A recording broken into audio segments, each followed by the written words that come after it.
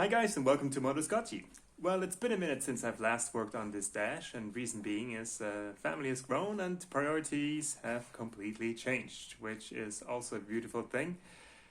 And so it's been, last time I worked on this was early January, and now it's December of the same year, 2022, and I've made some time to work a little bit on this dash, and I mean, obviously I have to admit the thought has crossed my mind to just get rid of the whole dash equipment, but then I thought to myself, like, why? I mean, I have all the components, I just need to find some time to work on it, and it's not like a car that sometimes should be moved.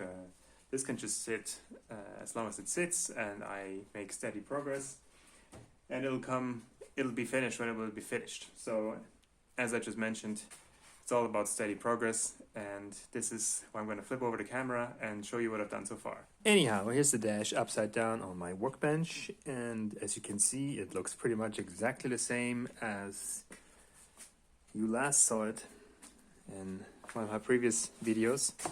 But progress has happened. Obviously, I have worked here on the cutout for the bezel. I have now recently worked on the edges for the overlays. I have here my trusty metal plate to act as an overlay while I don't want to damage my overlay, scratch my nice overlays here. I just kind of hold it in place and do some trimming and sanding. So as you can see now, there's just a little bit off here, little gap here. I mean, I could leave it like this, but I won't. I might just fill the little gaps with filler, with fiberglass filler. These here are all pretty much perfect for the RPM board, and here also for the 6-row dummy in the middle. You can see that here, this is the 2TV bezel from KRW, and there is still, even though the dash is also from KRW, it doesn't really line up yet, but I don't mind so much as long as there is more material there. Like if there was not enough material or I couldn't really get it to work properly, I would mind, but this is not really a big deal. This is really easy material to work on. But as I want to have this in a way that the frame is just getting close to the overlay here, while not leaving a big gap, I just basically measured the distance or the length of the frame, taped it up here, and what I'm probably going to have to do is just cut this section here off so that the 2TV bezel can nicely fit in.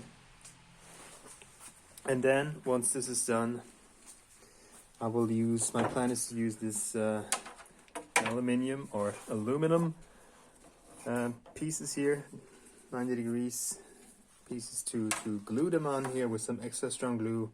I'll show you the glue in a later video, and then drill holes in here to attach the overlays. I've had all the materials, all the elements kind of on the shelf for most of the year, and now it's just the time to get back on it.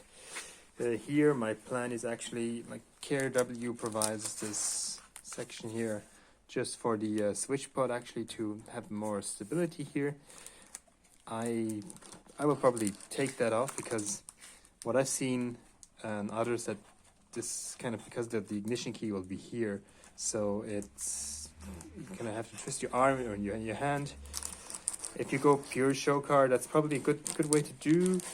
I'm also looking for practicality, so I will probably cut this off here, maybe trim a little bit more here, but just make this nice so that I can easily access the key and still make this strong enough to hold the switch pod.